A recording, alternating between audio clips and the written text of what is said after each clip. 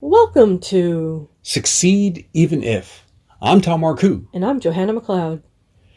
This episode is about succeed even if you must prevent communication breakdowns. What?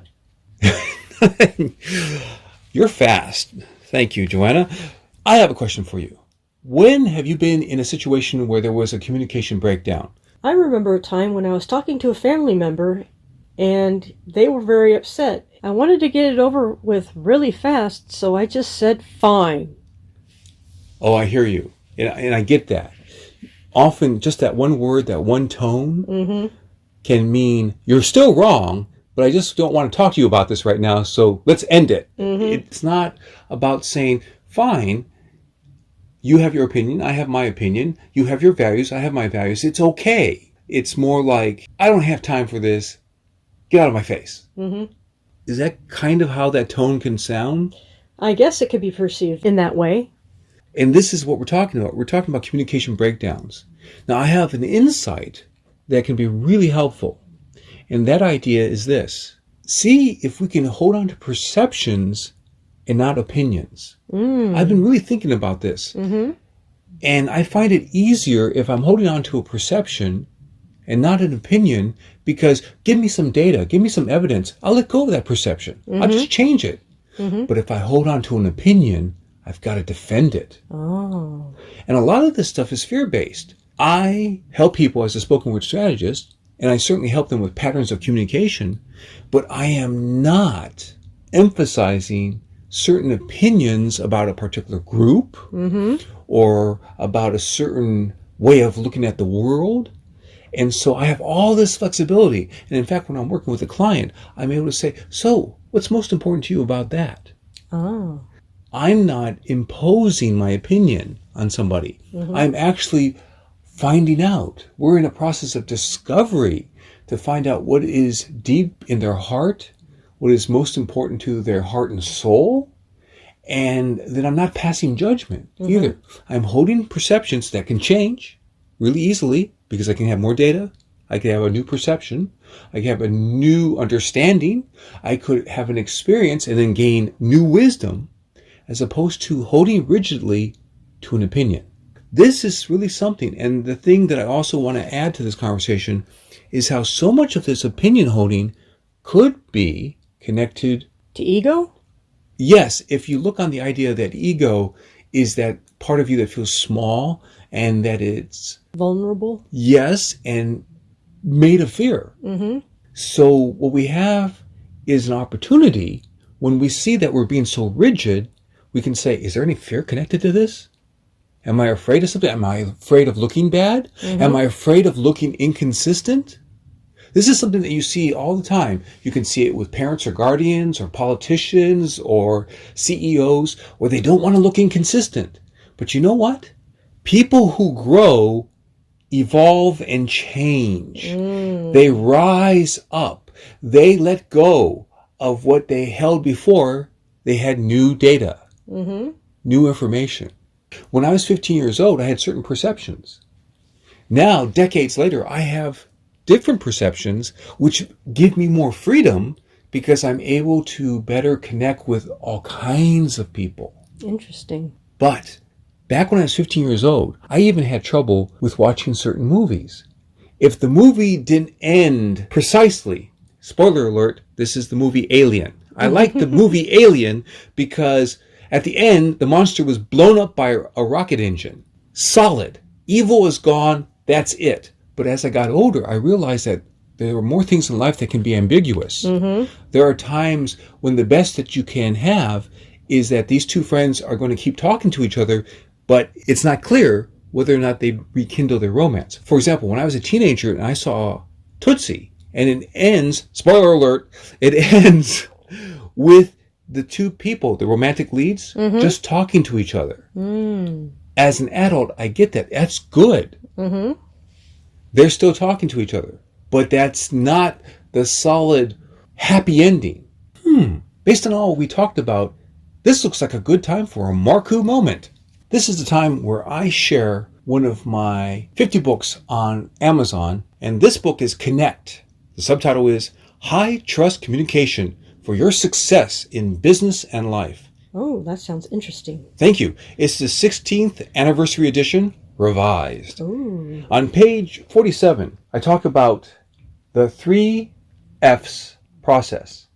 Find it, flip it, forward it. Oh, those weren't the words I was thinking of. Okay. Fun?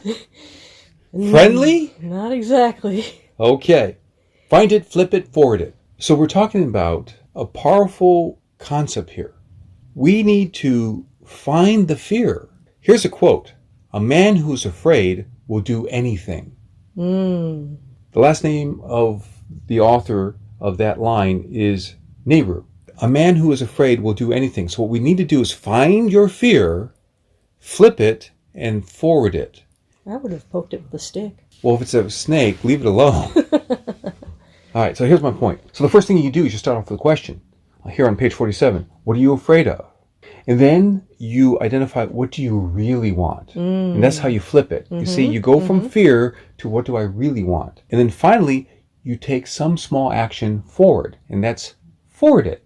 I want to also include that there's a quote from Robert Louis Stevenson. He said, "Judge each day not by the harvest you reap, but by the seeds you plant." Oh, how interesting. And that's really the essence of communication. You're always planting seeds. Listening to someone is planting seeds. What you get in terms of blossoming is trust. And that's why this book is Connect, High Trust Communication for Your Success in Business and Life. 16th Anniversary Edition, revised. Oh, I'm getting that one today. Excellent. Here, I'll hand you this one. Ooh. So, Johanna, we've been talking about succeed even if you must prevent communication breakdowns. And one of the ways that we handle the situation is you don't get rigid. You don't hold on to your opinions. You don't defend them vehemently. You don't really get intense and create arguments. Instead, you're holding on to perceptions and you're open to getting new data, new evidence. How do you know when your perceptions are off? That's a big topic. I can share just a part of the process. Here I want to talk about you need to have a way to assess how do your perceptions go off track. One way is to know where you are vulnerable. One time I was in a conversation with someone I just met. They were intense. And I realized when I had a conversation with someone I trusted that why I was bothered was 2 things. One is they were coming across as a real intense authority figure. And number 2, they were coming across with no empathy. Oh, that's a problem. I have been in situations where I have encountered authority figures who showed no compassion and no empathy, and that bothers me. That's why I actually have helped so many people become better leaders. Whether in their own business or rising the corporate ladder, I want to help them be better leaders so that they do show the ability to truly connect with people, to be respectful, to communicate and create trust, because I've seen other people create problems of crashing and burning because they didn't show respect. They didn't show that they were trustworthy. Here's my point. If I see someone and I get bothered, I need to be aware of what is vulnerable in me so that I can keep my eyes open as opposed to wincing. Metaphorically speaking, if you're busy wincing, you can't see the other person. Interesting concept. Your eyes are closed, you see? And that's what we've been talking about, the whole opinion thing and keeping open to changing your perception, getting more data. I could shut down this new acquaintance situation by judging that person to have no compassion, or I could stay open and look for more data. Maybe that person was having a bad day. Maybe that person got bad news. Maybe they're on the verge of a divorce. Maybe they're having some abdominal difficulties and they were just off that day. We just need to look for more data so that we can see if our perception over time proves to be valid or not valid. So Johanna, what are you going to hold from this conversation? I like the wincing concept where you just can't see the whole picture. Right, and you wince if you're vulnerable. Yes. So what we need to do is be aware of our vulnerabilities and also make sure that we stay strong. We do the things like have people we trust that we can talk with, so that we go into a situation not all intense and upset, but we go into a situation fresh and open to make the best of it. Mm-hmm. Thank you, Johanna. Thank you, Tom. This broadcast is brought to you by Tom's online course at udemy.com. Yes, I'm really excited about my online course. It's called Your Secret Charisma. More confidence and more sales. My other courses include Success Secrets, Confidence and Skills to Handle Toxic People. Another course is Darkest Secrets of Persuasion and Seduction Masters, How to Protect Yourself and Turn the Power to Good. And another course is Darkest Secrets of Film Directing. Click to subscribe to this channel. And then you'll be supporting Johanna, me, and our message. Tom helps people in other ways. As a spoken word strategist and executive coach, I help people really connect and get yes. I help them with their speeches, pitches, video marketing, and networking. And I help them prepare for that crucial life-changing meeting. As you're ready to go to the next step, see special videos, find out about my books and coaching at getthebigyes.com/next step. And so remember, Perform at your best with words, strategy, and rehearsal. for your success.